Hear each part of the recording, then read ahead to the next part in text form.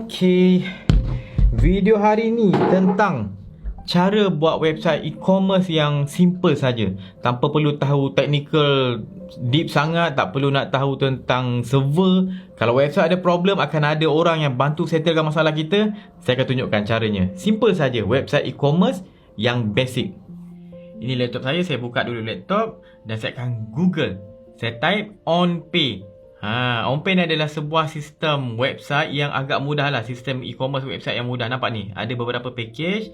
Daripada percuma, produk ada 3, borang ada 1, sampailah ke premium, harga 110 sebulan. Ikut korang.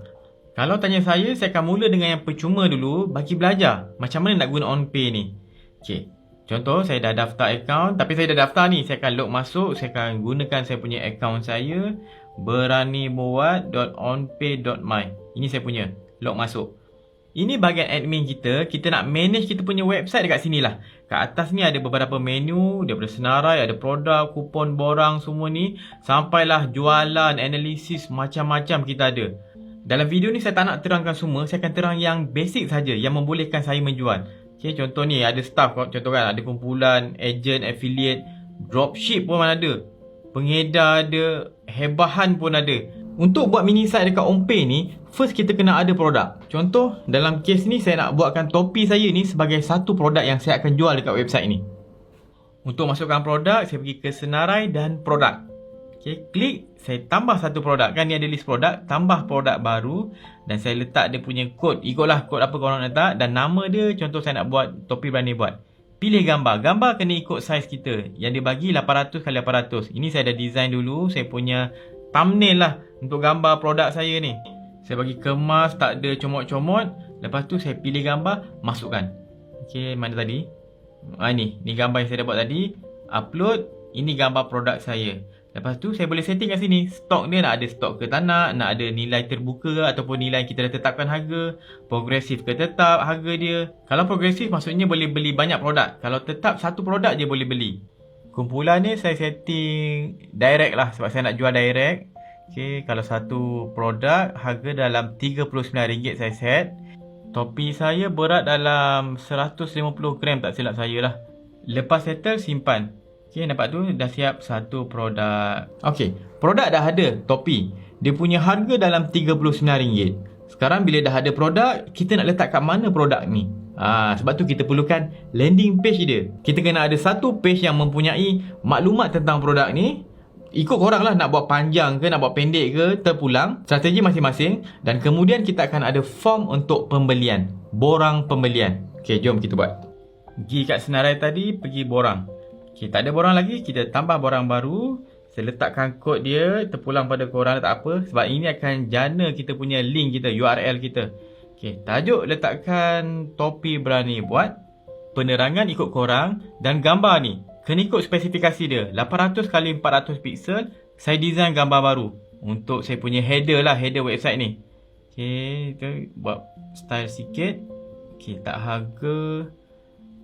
Okay, boleh. Saya upload gambar, pilih gambar apa saya nak, open. Okay. Untuk butiran pembelian, saya pilih produk apa tadi yang saya dah set. Aktifkan penghantaran, mesti berbayar. Kalau korang nak free, ikut korang lah. Saya set berbayar. Kadar dia semenanjung. Kalau kuantiti 1 dalam RM8, kuantiti 5 ke atas saya set dalam RM10. Lepas tu saya tambah satu lagi, Sabah Sarawak. Satu harga dalam RM14. Kalau atas 5, saya set dalam RM16. Kemudian kita tekan simpan. Okay, jadi nampak ni, kita boleh tengok website kita. Ada satu gambar header ni. Dan bawah dia ada form. Okay, ni kos penghantaran orang boleh pilih Semenanjung ataupun Sabah Sarawak. Dan bawah dia pula kita ada butiran pelanggan. Pelanggan akan isi butiran kat sini. Kalau korang perasan, tadi tu kita ada header je, isinya tak ada. Isi dia kita boleh letak kat sini. Contoh kita ada gambar kat sini, saya boleh masukkan gambar. Tapi untuk masukkan gambar, saya kena upload gambar dulu. Kat senarai, pilih gambar dan saya upload gambar dekat sini. Muat naik gambar, dia bagi 1GB di sini. Sebab saya punya package tadi kan. Saya buat satu gambar. Okay, pilih gambar, upload mana tadi. Okay, yang ini. Okay, muat naik. Saya akan klik pada gambar ni dan saya akan copy dia punya link. Okay, dapat link tu kan? Saya salin link. Saya pergi ke belakang balik, pergi ke bahagian teks ni, masukkan gambar, paste kita punya link. Baru kita boleh letak gambar sini. Saya tekan simpan, kita tengok balik website kita tadi. Ada gambar bawah tu kan? Tapi saya tak nak lah, ini saja. Saya nak edit balik. Saya nak letak teks contohnya. Macam Word, kita boleh letak teks, boleh ubah sesuai dia punya size tulisan dia. Contoh ni naik ke 22. Okay, lepas tu bawah tu saya mungkin boleh buat bullet point. Saya tukar font jadi 14 dan saya buat bullet point sini. Saya tulislah sulaman logo berani buat. Apa lagi? Sesuai untuk remaja dan dewasa, berkualiti dan tahan lasak. Contoh. Result jadi macam ni. Tapi saya tak cukup. Saya tak puas hati. Saya nak design satu gambar yang besar. Okay, contoh macam ni. Saya ubah gambar yang besar, yang panjang ke bawah. Isi kandungan website tu adalah gambar yang saya buat ni. Okay, contoh. Saya settlekan dulu design simple ni. 3 hari sahaja saya buat tempahan ni. Penghantaran akan buat lepas 2 bulan. Okay, saya buat ulang balik. Saya upload dulu dekat bahagian gambar. Okay. Then saya ambil dia punya link dia. Muat naik dulu. Lepas tu saya tekan ambil link. Saya paste kat sini. Insert image. Nampak tu gambar tu dah ada kan. Kita tengok. Kan jadi macam ni. Okay lah sikit. Baru bawah tu ada form pembelian. Okay, produk dah ada. Landing page pun dah ada. Sekarang pembayaran. Sebab macam kalau orang dah datang kat kita punya website tu, kita punya landing page tu, mini site ke apa kan, macam mana orang tu nak beli? Kena buat pembayaran. Untuk pembayaran kita boleh buat secara manual. Kita boleh setting untuk manual. Tapi saya nak tunjuk ni yang automatic, yang kita akan gunakan payment gateway supaya mudah. Bila orang nak beli secara online tu, kita klik beli, terus pergi direct ke Mapping to You ke CIMB Click ke, kita akan gunakan payment gateway. Alright. Untuk setting dia, pergi ke tetapan dan kaedah pembayaran lain. Dia ada banyak kaedah pembayaran sini. Saya nak pilih guna bill please. Ini yang saya biasa guna. Ikutlah korang nak pakai apa, SenamPay ke apa, ikut. Contoh kita ada kunci rahsia API, secret key.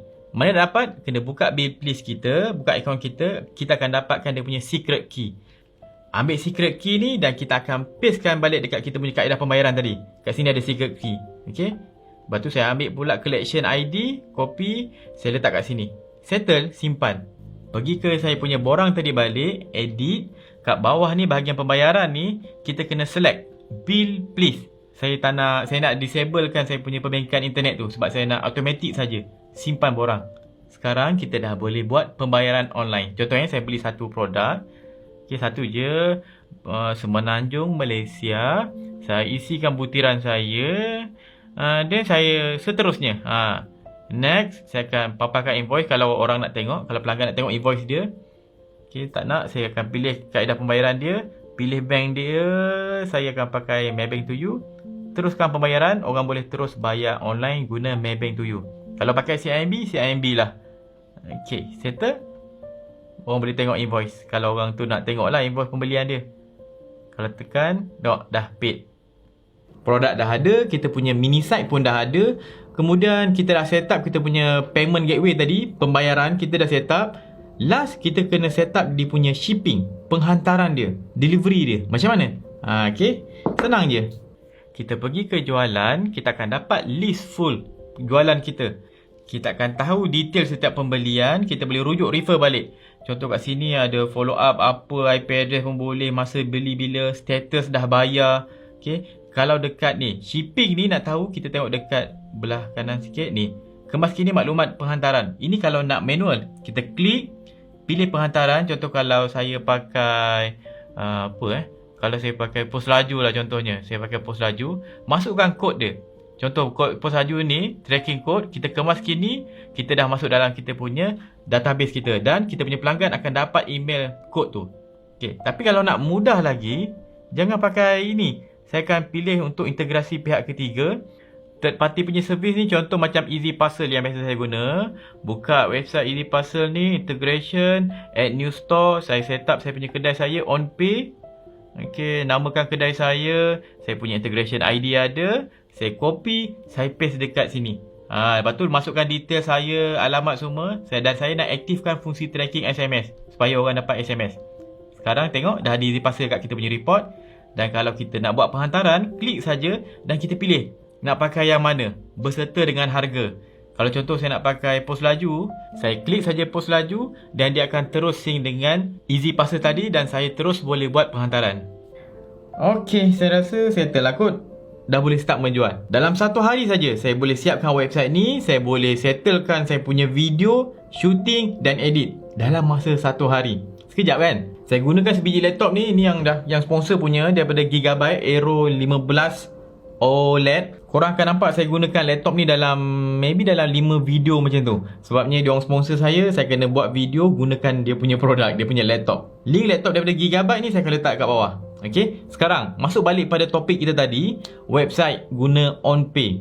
OnPay ni platform yang bukan terlalu advance lah. Sesuai untuk kita buat mini site yang simple tapi ada borang pembelian. Boleh connect dengan payment gateway, ada report, ada delivery system, ada agent, ada sistem affiliate. Agak banyak jugalah sistem di sebalik website ni. Tapi kekurangan dia terlalu simple. Kalau kita nak buat proper website yang ada banyak page, kita boleh modify macam-macam, OnPay tak sesuai. Kita perlukan guna platform lain kalau kita nak buat website macam Lazada ke Shopee kan. Itu yang proper e-commerce. Itu lain sikit. Yang OnPay ni version yang simple supaya ramai orang boleh mula ada website. Okey, saya rasa itu sajalah. Jangan lupa kalau nak beli topi ni saya buka order dalam 3 hari saja. Saya tak nak buka order banyak-banyak, 3 hari lepas tu saya tutup. Asal cukup jana profit sikit untuk saya gunakan pindah studio baru ni, cukup bagi saya. 3 hari saja saya akan buka order topi ni. Dan ini adalah pre-order. Maybe dalam 2 bulan macam tu saya akan hantarlah. Sebab saya akan dapatkan pre-order dulu. Lepas tu saya akan book dekat kedai kawan saya, kedai printing kawan saya. Habis sulam ni sulam Habis sulam saya akan ambil topi ni. Dan wife saya kata dia nak packaging sendiri. Lepas tu nanti akan pack dan saya akan start hantar. Alright, itu sajalah. Saya harap saya punya perkongsian ni bermanfaat. Jangan lupa follow BeraniBuat, subscribe YouTube BeraniBuat. Saya Wan Syafiq. Jumpa lagi. Assalamualaikum.